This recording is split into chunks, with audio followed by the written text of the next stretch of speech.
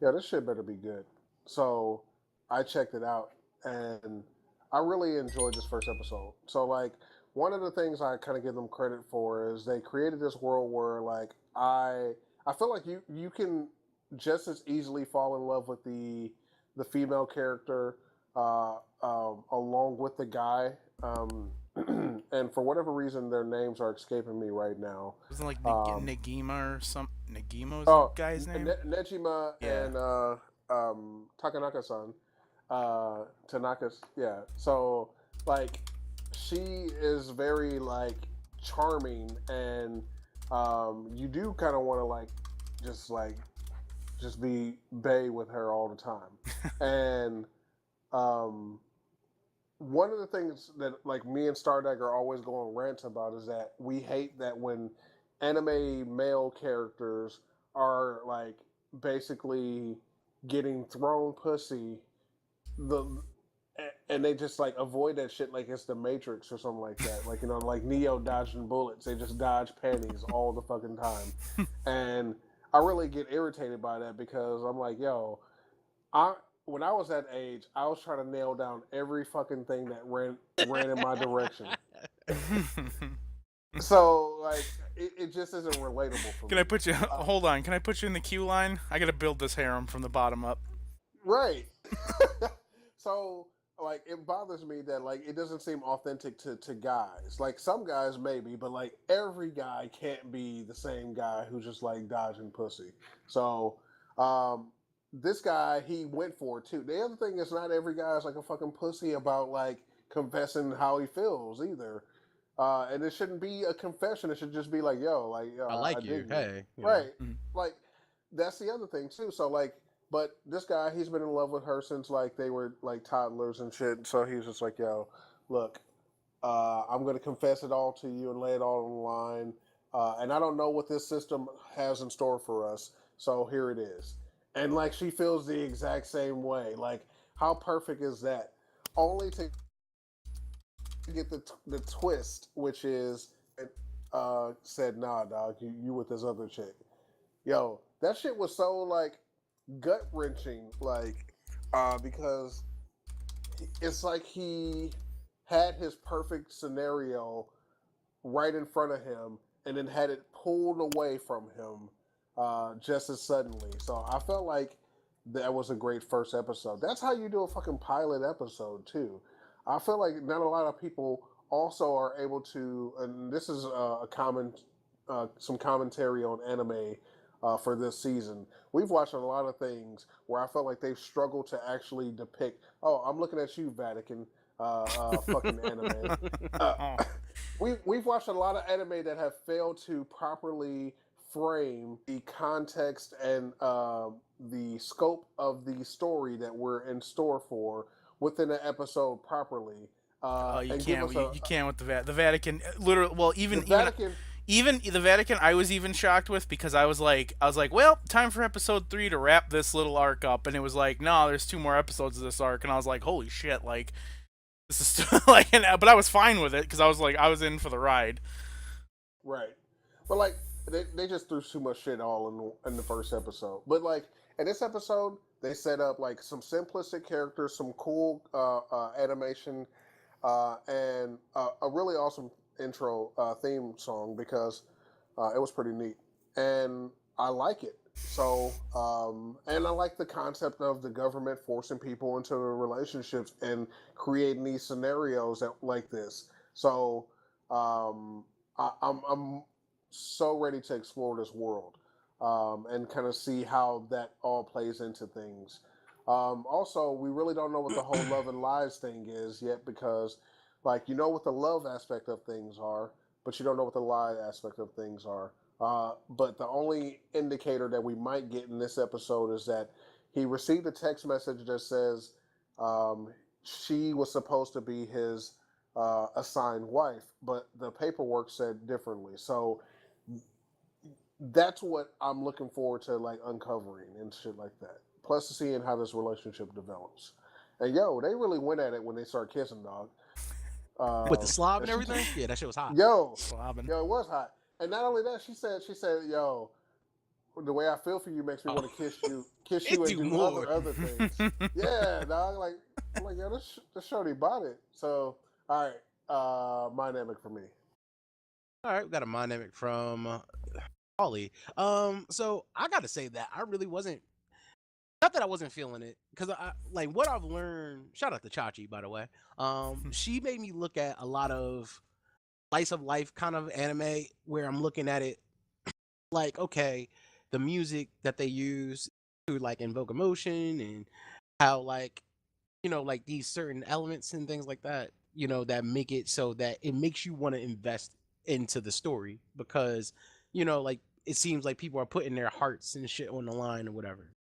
But in truth, like I feel like it's a foregone conclusion, even with how everything is shaped, that they're going to be together. Like I don't like, and I think that's what takes me out of it.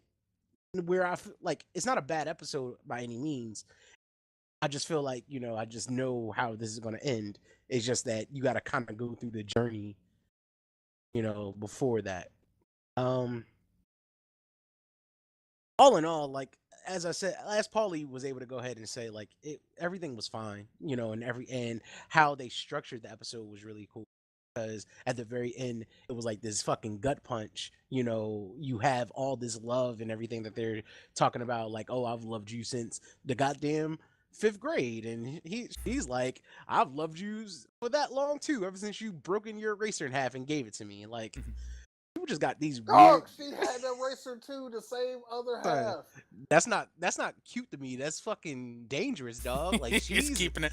Where were you storing that? like, why would you keep an eraser? Like I would have I've moved a lot as a kid, so I would have lost that eraser, or or it just would have been used and not been an eraser anymore. Like, Stalking is the highest form of flattery. Dog, Alright. she stuffed it in her pennies like for the entire time, dog. That's disgusting because they were like in third grade, dog. Eraser to eraser. Yeah, for real. And he had the eraser too. Like, these are goddamn psychopaths. Like, this is not reminds me of like Scums with. These are not healthy relationships that you're trying to form, dog, at all. Anyway, that's the because you don't presentation was. understand love. That's all this is. You That's know all. what? You might be right. I don't understand that form of love because that form of love doesn't make sense. But at either rate, I do think that this was a fairly cool episode. I don't think that it was necessarily bad, but I don't know. I wasn't feeling it. It is a dynamic, but I don't think that it's going to be anything that I want to watch forever. Crusan, how do you feel about this? So at the beginning, okay. So I've watched a lot of like slice of life, like harem kind of. The guy has to choose. Like I was born and bred in the early '90s watching like Ranma and like Love Hina and all this stuff. And like I always am like kind of. I'm always skeptical of these because I feel like it's like all of these boil down like what you were kind of saying, like you kind of know where it's going to end up, and then we have 12 or 14 episodes of just like blue balling. Like it's like we'll just and then it comes into where Paul was saying, where it's just like, why don't you just fuck her? Like what the fuck are we doing? So like why do we have to spend 12 episodes to get to this? But like I did like how this anime kind of started you out. The first part of the episodes I was kind of feeling that. I was like, oh boy, this is gonna be a thing. But I think during the middle to the end, I feel like that end part was a very powerful part where they were like, they basically set up this like, boy, if you had any of those kind of feels in like high school with some girl that you're just like, gee, I wish she would love me, and in my imagination daydreaming, she's gonna say this to me and it'll all work out. Like that's where I was like, oh yeah, man, I've had those fucking feels about some girl in high school. Like cool. And it kind of hooked me in there. But like with these again, I'm like, I kind of want to know where it goes. The thing that you brought up about how he kind of just went for it in this first episode, I do like that because there's another anime. I don't know if you guys have watched it. It's called His and Her Circumstances. His and Her Circumstance? Yeah, I don't know if any of you have either of you watched that. I have never seen it. Okay, it's actually I think made by Gainax. I think it was like a long time ago, but that show did the same thing where at the end of the first episode they're dating, and the show is about them dating and them like dealing with themselves and like all their other characters and all their like, and that's why I liked that show initially. That was one of my, like, I always bring that show up as like, hey, they started out dating, they didn't waste fucking 40 episodes being like, should we touch each other, like, or being soon tray for each other. That was, they're, episode 1 was like we're dating, episode 3 is like we're getting it on. This show is already like, hey, we're the thing, and I think I like that progression where it's like they're gonna tell a different story now. I'm gonna give this show like a needs more training, but I only because I want to see where it goes. Because if it starts going into this realm of like, how can I put this, like hair, because at the end of the day I do feel this is a harem situation, even though it's like gonna be like two girls. It's like the girl I'm betrothed to and the girl that I really love. Like I do feel like that's gonna be a thing that it is. So I kind of want to see how they deal with it. Not saying that, but again, this episode was good in setting up everything that I wanted to. It was a good hook episode, a good first premise episode, and even had me with the feels at the end, and so it was pretty cool. So I needs more training, leaning towards my Namek. All right, so we got that out the way. Looks like we're watching that next week, and they always seem to fail me. Anyway, so we have. I'm sorry, guys. Gamers, episode 1. I'm going to special medium canonness. I didn't find this interesting at all. Yes, everybody's in a game club. Yeah, everybody's in a game club. That's cool. It looked nice, but so what? Like there was nothing that happened that made me feel like this needs to be watched by anybody. Yeah. So how did you guys feel about this? You can go, Paul. What did you have to say? All right, so I was actually looking to see if you could try to. I will say one thing though, like I felt like the characters are actually somewhat charming or whatever. The main girl, she's adorable to look at, and she's kind of like she does all the standard girl of your dream things, cutesy things that make the guy like swoon or whatever. But as petty as I am, and as savage as the way he kind of like just shut her down at the end of the episode, I kind of get this feel like they sabotaged themselves in this episode by um, doing that. Like I felt like they just committed to a joke all within this episode by like building it up and then leading it one direction, only to use it as a gag and go in an opposite direction. And I didn't like that. It didn't pay off for me. Now the joke itself was funny, but like it left me feeling a different way about the episode in general. Like I think that had he like said, all right, well, came around a second time after she kind of confessed that she was kind of interested in him, and I think I would have been more accepting of it then. And but like, man, did he let her down in such a savage way? He was like even like "Gambare," like like just do your best and everything, and she just like was crying and banana peeled her. Like the banana peel was such a like a innocuous thing to have there too, and it's just like really like so. I don't know. This is also part of the reason why I have a hard time with comedic shit because it's just like You're a heartless fucking. You're a heartless person. Paul. yeah, I guess You're a that's vampire. He burns you. Burns your skin. Yeah, it just feels and laughs. Just it's like garlic and sunlight to me. But no, it's just like I just don't. It's not funny. Like it's trying too hard, like to be funny. I can agree with that. I agree with that one. But for me, like I think things are funnier when they weren't intended to be funny, and they just happen to be funny because of how relatably funny they are, or sometimes when it's funny, like because like the hilarity of it makes it funny. Like, but not these situations like where it's just like gag shit.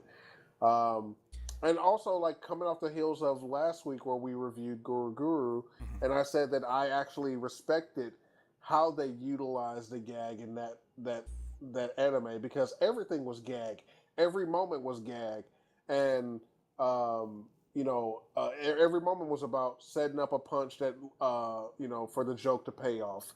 Whereas this episode felt like I was watching Slice of Life, and then it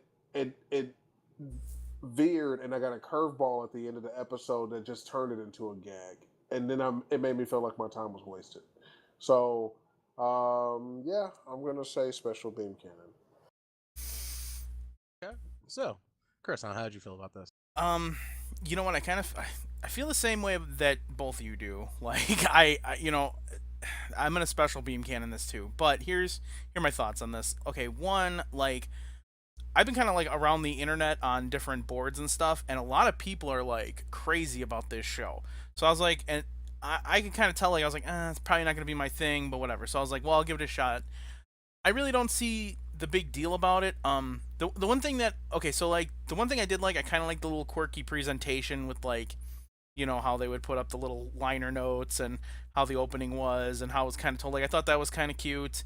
Um, but like barring that, I really there wasn't anything here for me. Like I'm glad you brought up the Guru Guru thing because this is where I felt like there was a like this I felt like Guru Guru those jokes were interwe those things were interwoven into like it's like DNA. Like it's a video game thing. They're gonna make these video game puns. They're gonna put these little clips in here. You go, okay, I see where they're at. This I felt like they were just sprinkled on there just to be like cool or something. Like just be like, hey, we're talking about video games. What do you think? Like or like they had this like little hook thing that like I just didn't like they didn't do anything. They didn't make me. Okay, so I have this theory. This might go off on a tangent here.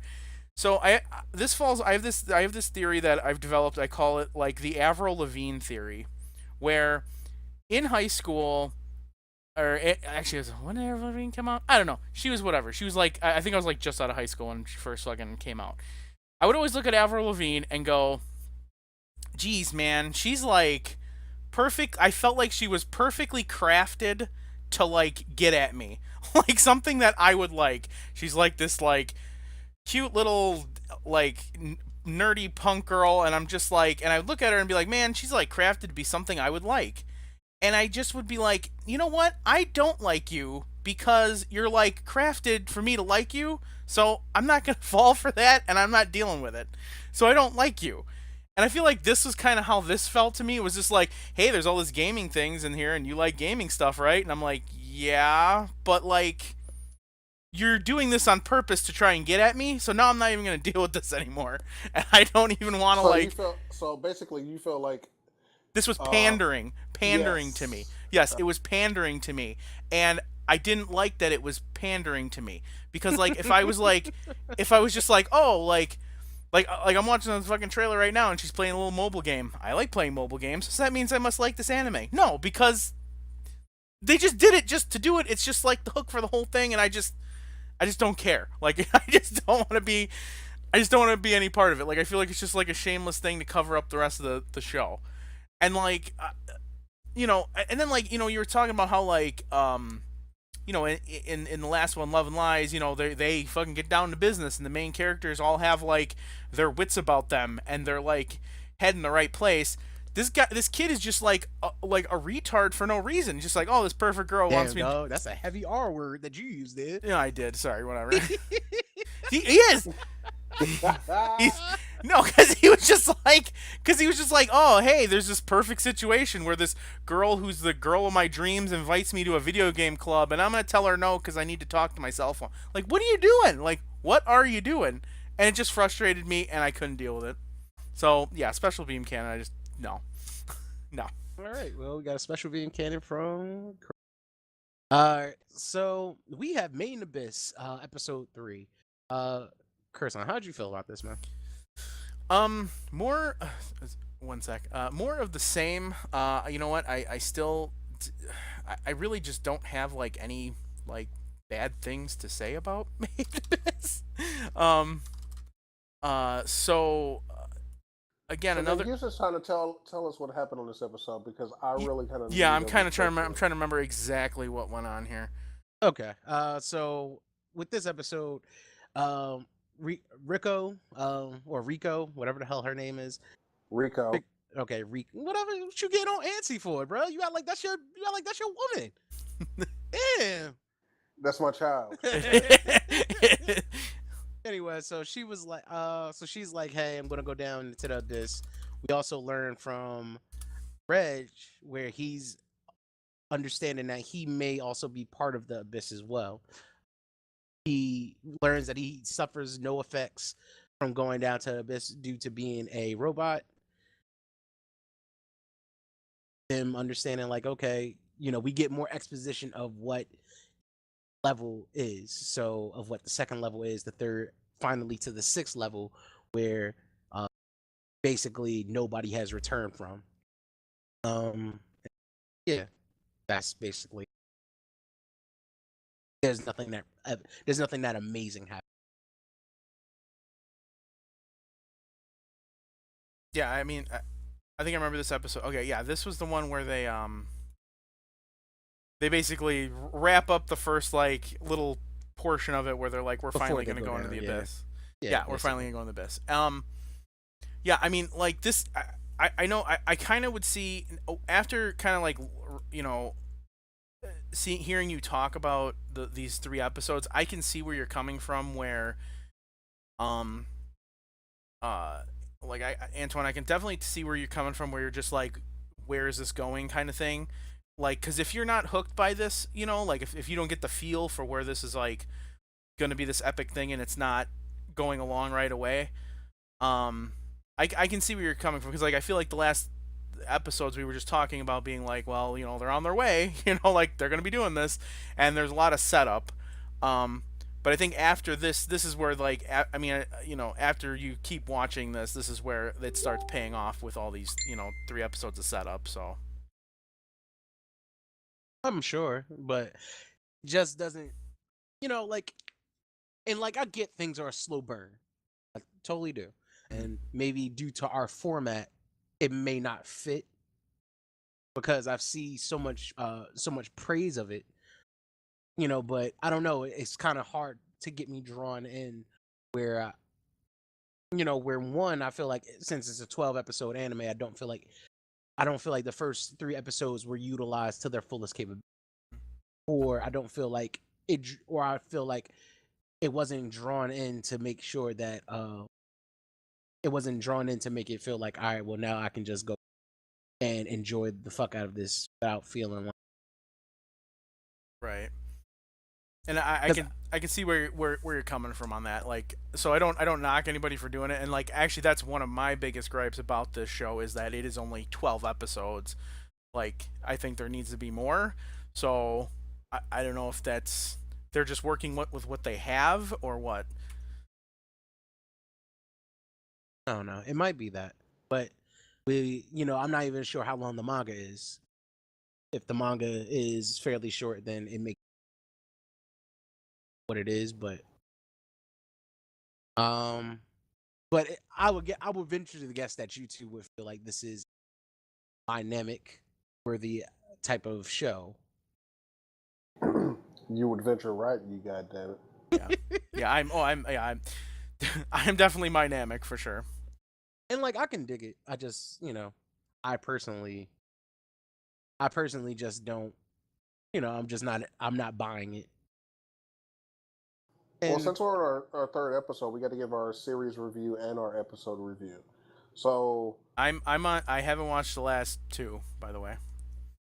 well, no, series review meaning like of the 3 episodes, Oh, what would your or so basically first you need to give your recommendation for this particular episode. Then, as a whole, for the 3 episodes that we covered, what would your overall recommendation be for um, a rating?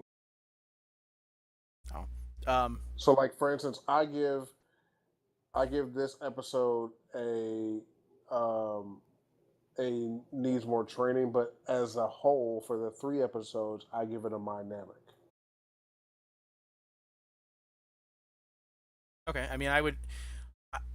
See, I really liked even these like slow plotting episodes. I really liked all the stuff they were setting up. Like I was like I was this for this ever since episode 1 of this, I was locked in the roller coaster. I was just like, well, let's go, So I would say this is a Dynamic, and the series, the three are definitely Dynamics. The art, the music, the beginning of setting up of a story. If you're excited for it and you want more of it, like then I would just say watch it, and it's a good investment of your time. Like I haven't been, felt like I'm like, oh, I wasted my time with this. So, just yeah, Dynamic for this. All right. Be honest, oh, like I hear that there's a bunch of cool shit. I just don't, I just don't buy it myself. Seems like it's okay. Well, it seems like it's really good. From what has been presented to me, first 3 episodes, I don't really, I just don't find to be that, uh, that great. So, um, honestly, I gotta give these one. I don't feel like it's bad, but I also don't feel like this is necessarily like just going off the first 3 episodes. I don't feel like how everybody's making this sound is not how it seems like it's. But I guess that's the whole point of watching reality. So just to put everybody's mind at ease, yes, I will go ahead and watch it, and at a later date, I'll tell you if this was a bunch of horse shit or if everybody got this kind of right. We'll see. It also, I think also it's kind of like I almost like it's kind of got the pacing of more of like an American cartoon, like an Avatar, where they kind of like they're just They build up. they're just building up, like they're See, just telling this whole kind of thing, but I you also know. think that what Avatar did with the premise of it, because the premise of it are far more far more of a thing that draw interest rather than girl goes down in a hole to find her mother. Just saying, like when it came down to Avatar, you were able to go ahead and understand like there was an issue involving a war that was happening, involving a guy who was frozen in a block of ice. Two kids found this kid that was involved in a block of ice, and the kid was essentially the chosen one. So it's like it draws more interest rather than Gold Girl is looking to find her mother in this very deep hole that is essentially an adventure. No, I can see that. Yeah, well, pacing wise, I would not agree with the Avatar comparison. Although I understood what you were trying to say, Mhm. I don't feel like because like Avatar is like really well paced. Also, every episode they kind of do this. The whole Earth, Fire, Water thing is a good way to um, kind of tease that you'll see more bending. Like the one thing is Avatar was also flashy while being well paced, while also having a good premise um, to boot. So it kind of painted the picture already for you. Like this is what you're getting with this show. Whereas with Made in Abyss, you kind of have to watch it and figure and basically learn through the exposition what you're getting through the show. Mhm. Um, so like American cartoons, they don't take they don't take chances because they're like, look, if we don't get these motherfuckers the We get hook, no check. we so If we I, gotta if tell I them don't up get front. these fat little bastards watching this to buy some toys, it's over. That's exactly what it is. But yeah,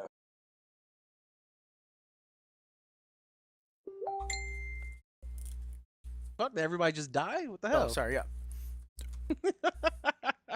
All right, so it looks like mostly positive from our end. And like again, I guess that we'll see how this goes further. I'm pretty sure everybody else is going to talking about this all over the internet. So no need to send any kind of hate my way. Did not shit on this before everybody else thinks. Looking at you, Star. Looking at you. Anyway, so one thing I wanted to talk about before we went on to our questions. So I was thinking about this the other day, and I'm not really happy with how Netflix, Hulu, and fucking Amazon are doing their anime streaming services. I just wanted to know your opinion. What's the specific question? Well, all right. So I'm not sure. I'm not sure if you guys have seen the. So I'm not liking how they do their stream. Basically, they don't do simulcast, and they put out their anime like after the season is over. So like with Adventures of Sinbad, it came out on Netflix after all 12 episodes of Sinbad aired. They did the same thing with uh a Jin, and I believe with a couple of other anime. I think Also, they did it with Little Witch Academia too. yeah, I believe so. I don't like how they do uh their original projects that they do. Like they have one called Neo Yoko, which has starred with Jaden Smith as the voice of the lead. They also have Castlevania, and we've talked about. I'm not sure if we talked about it on here, but I have said many times that the way that they did Castlevania, it did it no favors because the first episode was a great drawing, but the next 3 episodes weren't good at all. I So I thought just episode 2 was decent. I just felt like it was a steady decline from episode 1. maybe that might be the case, and also it being a 4 episode sample size. Look at it in a far the 4 harsher way. episodes of it that kind of like boggled my mind. Like what are we doing with like these 4 episodes? Like really couldn't do like I don't know, like 6 or 8 or something. I don't know. It just doesn't. That didn't make any sense to me. Like why didn't they just fund? Like why didn't they just fund? Why didn't they just get a whole season? I guess Yeah. they wanted to see like that might be the case. That'd be the only thing I could think. I don't know. But like when I look at Amazon, how they do it, like you need to pay for Amazon Prime, and then you need to pay for their anime strike. So that's 2 subscriptions. So it's like essentially something like $15 to $20 a month. Just to watch anime. I think what's going to happen is, and I think this is going to start with, I think the first real salvo of this started when Disney was like, we're going to pull all the shit off Netflix, and I think it's really just like it's going to be like the early 2000s where, there was that time period when people were downloading music and nobody had any kind of control over it, and I think now they're going to try and get each of these pieces just like, locked down in their own thing so they can make, the most amount of money off of it. So I personally think it's a road to ruin, like, because nobody's going to sit there and, pay for, like right now what's going on with the Star Trek thing. It's only going to be on the CBS thing. So you have to buy the CBS thing in order to get it. You want to watch anime, you're gonna have to buy the specific anime thing. You want to watch the Disney stuff, they pulled it all off of Netflix. The good part about Netflix and Hulu and stuff were that there were multiple things on one thing where you could kind of get all your content. But like I feel like it's just like pure like media greed where everybody's trying to get a piece of that money, so they're gonna try and split it up. But I think once you split it up, it's gonna push people away from it. So I don't think it's gonna end well, but I mean, whatever. I'll still go on Kiss anime and watch it. I don't even give a shit. Like I really don't. Like I mean, and shout out also to Nya Torrents if you want to just watch it in 1080p and not worry about it, then you can just go on there. But as far as streaming services, it's just like it's cool that there some of them are dubbed on there because like I have some like normie not power level friends who want to read who don't want to read subtitles, and I'm like, let's watch this show, it's dubbed, and they're like, okay, cool, it's on Netflix. But end of the day, I think it's going to be bad for getting it into the mainstream and stuff like that. That's my thoughts on it. So, me personally, I have more issues with the anime strike thing than I do with Netflix and Hulu. Um, I feel like I've been mostly happy with Netflix and Hulu, despite how I feel about Castlevania being poor. But in general, I feel like Netflix, for the most part, um, makes it easy for people to digest new series, which has been the case. A lot of people are more willing to watch it if they can just go watch it on Netflix or whatever. So that gives a chance for things like Hunter x Hunter and things that were relatively unknown for a bit of time, a chance to become more known, like Seven Deadly Sins is another one.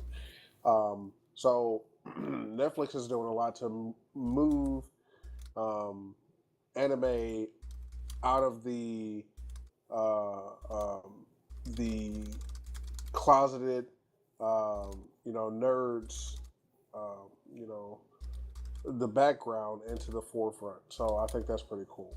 What I don't like is the Amazon anime strike thing because you already pay like a hefty price for Amazon Prime, and then on top of that, they want you to pay additional subscription fees for Anime Strike. Like, I'm not on board with that shit. So that can get the fuck up out of here.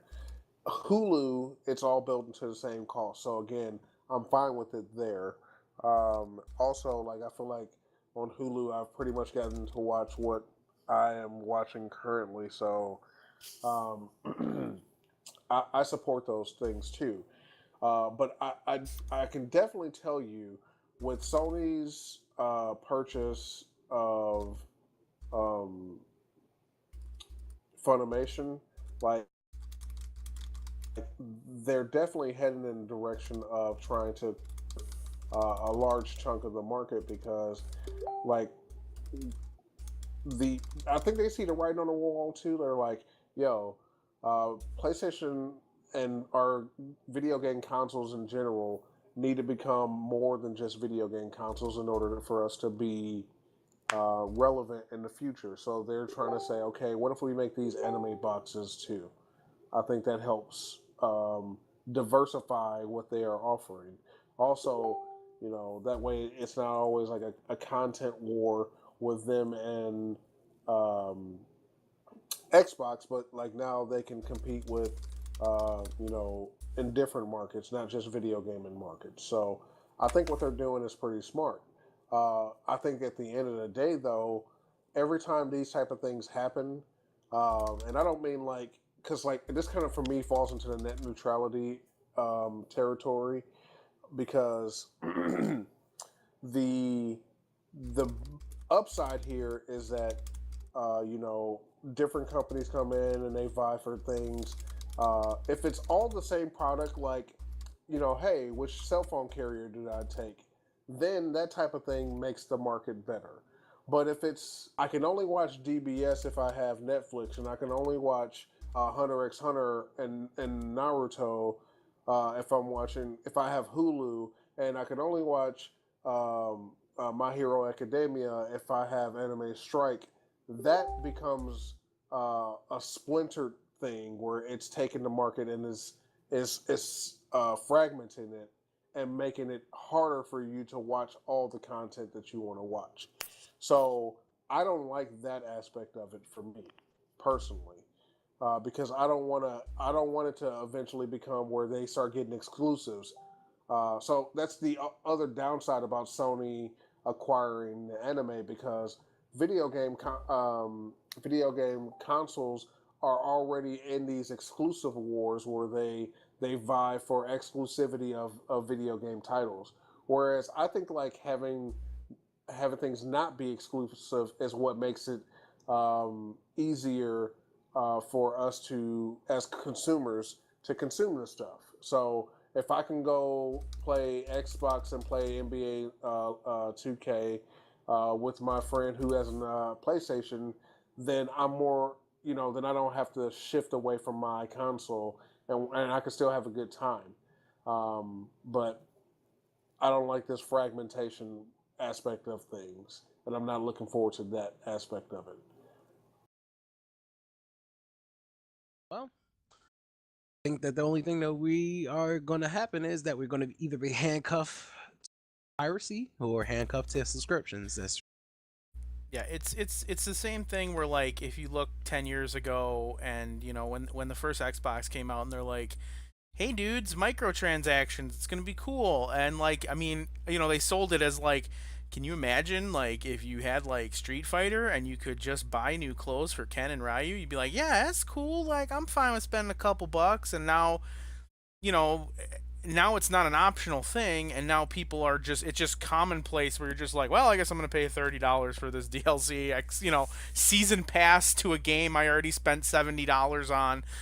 Like it's a slow transition from like I would never put up with this, but like if you told somebody like 10 years ago, like, yeah, you're gonna pay $70 for a game and then $30 just to play it every month, even though it's like not an MMO and basically like an offline game, you'd just be like, "What?" And now it's just like, "Yeah, that's what I'm doing. Like I can hardly wait." And and it's going to get to that point too where it's just going to be everybody's going to be like, "Well, I just, to watch all my anime, I just need to, fork out millions of dollars."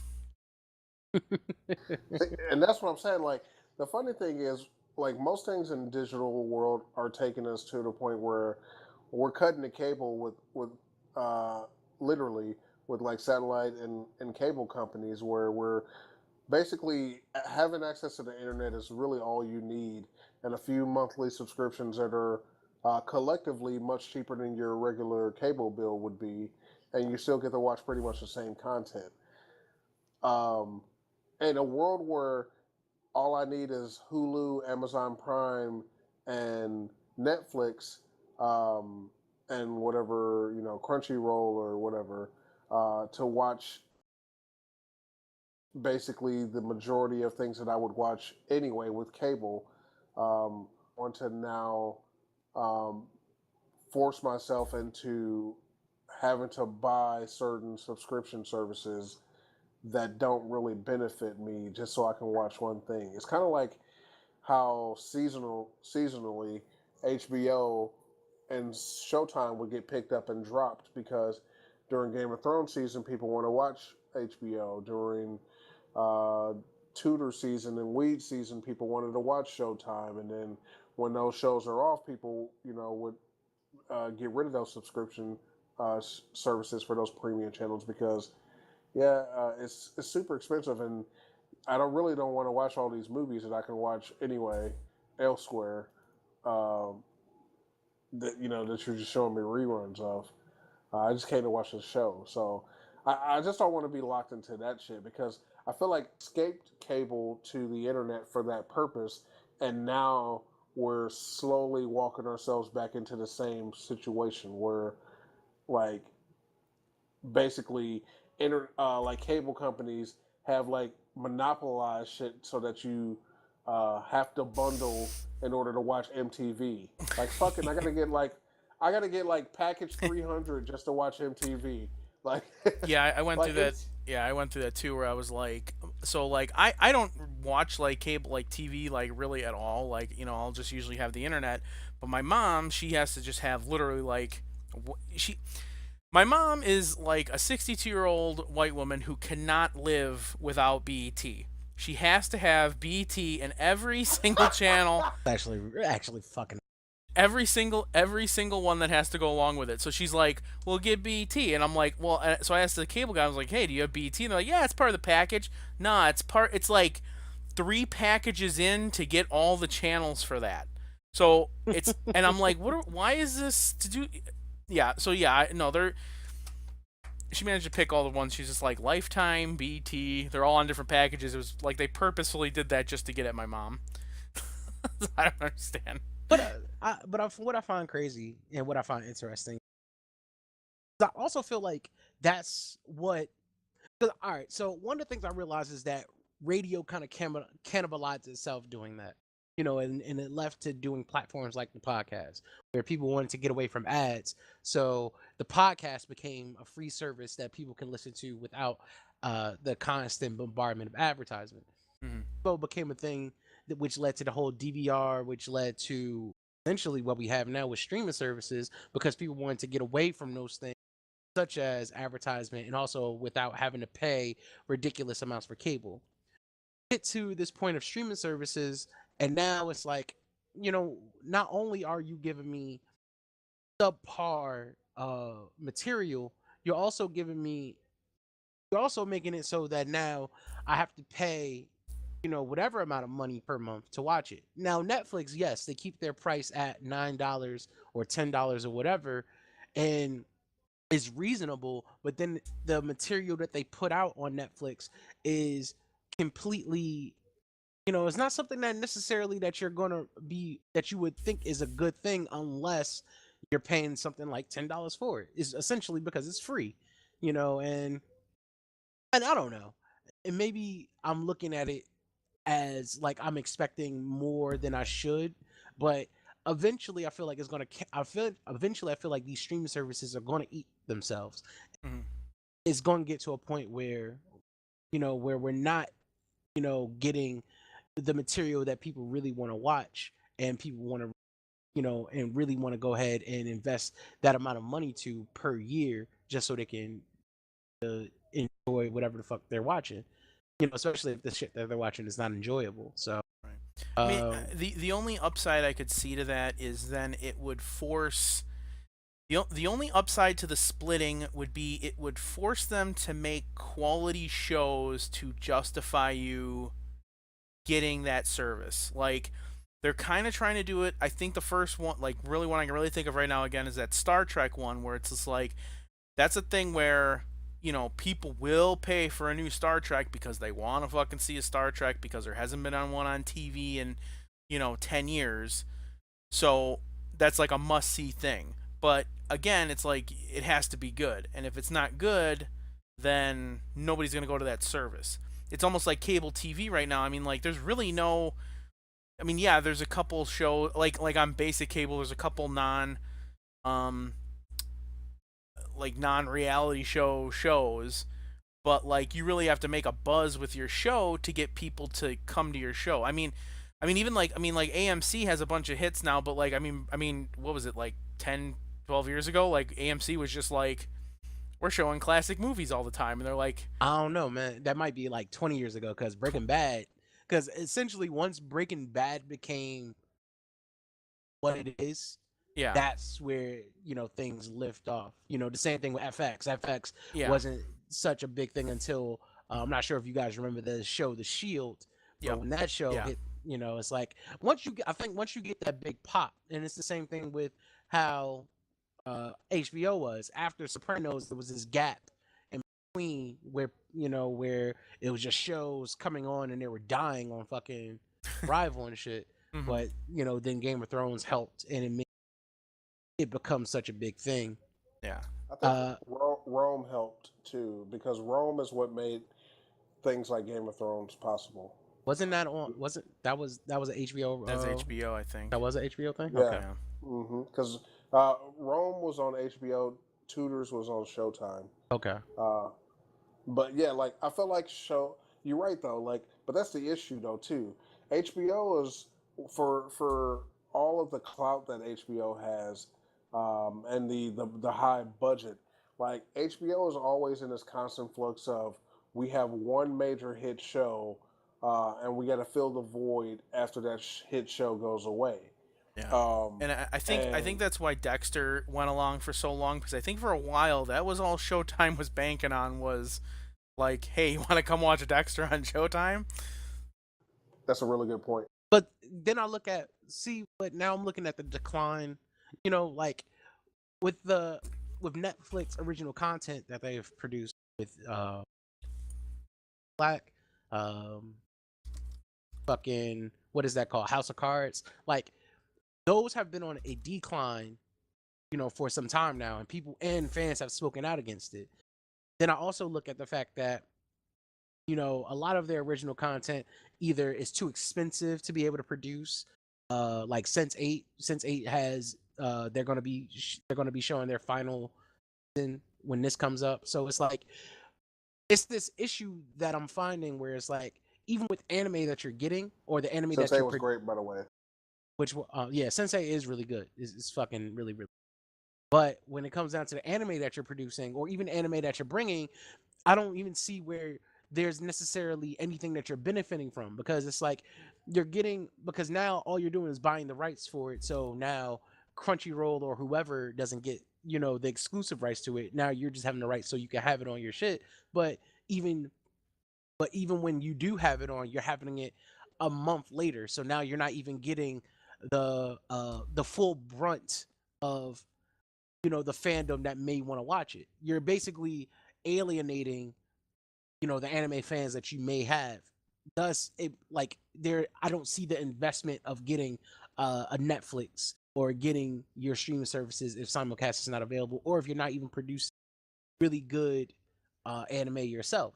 So it's like it's just weird to me because you would think that they would learn from these other channels so they can go ahead and grow bigger. But I guess that they're not really hurting. Yeah, so I'm gonna say that this is what I call the pro player model. One thing that like in Magic, a lot of people say this often is that pro players are lazy, and I feel like this is kind of like something that can be replicated or exists in almost every facet of things that have reached a higher echelon level. So like major companies and all this other stuff. But basically, the premise is that pro players, instead of like innovating and doing things, they just basically want to pick whatever the most consistent deck is, and then they take it and then they get good at it, and then they go to a tournament and they win with it a bunch. And instead of and then like people will complain at the same time that the format is stale, but they don't really do much to change the format. They just continue to be lazy. Like, then you have like the pro players are lazy issue. I feel like the same thing is said for big companies.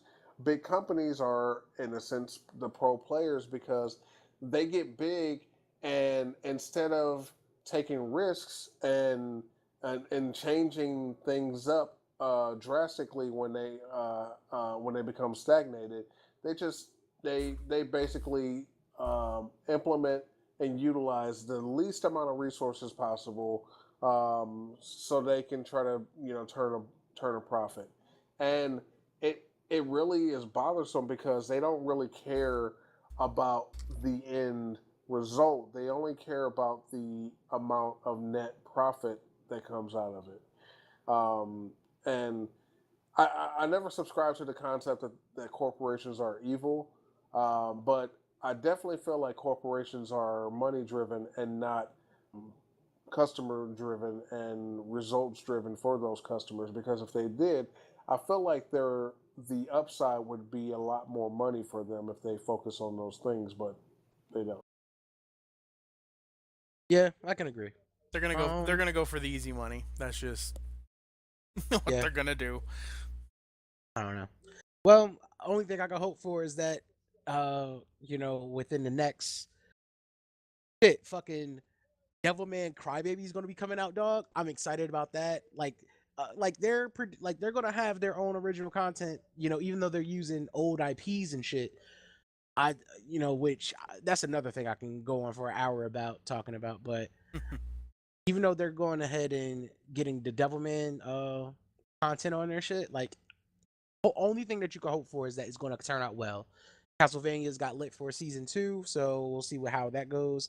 Even though Neo Yoko has gotten pretty much negative reception, it the fact is that it got people watching a uh, a lead character who is essentially a black person, so it helps. Like these are all positives that can go into a direction where eventually they can build off of it, and hopefully we can see something that can either help anime, or it can make anime just grow more than what it is. I think we went on a long time about this, so I think that we can end off here. If you have any questions for us, guys, please hit us up at prep time. Sorry, hit us up at mynemicspodcast at gmail.com. That is mynemicspodcast at g. Paulie, this way, man. Thank you guys for stopping by the show. If you'd like to continue to stalk us on the internet, please visit us at Twitter at MyNamix Podcast. Also, we are on Anime Amino at MyNamix Podcast. In addition, you can stop by the Prep Time shop at tpublic.com/user/prep time shop, and shop is spelled with a 0, to pick up your Mynamics gear if you want to support the show. It goes a long way in helping us do what we do. And yeah, thank you guys, and we'll see you next week. Later, everyone. Later. Bye.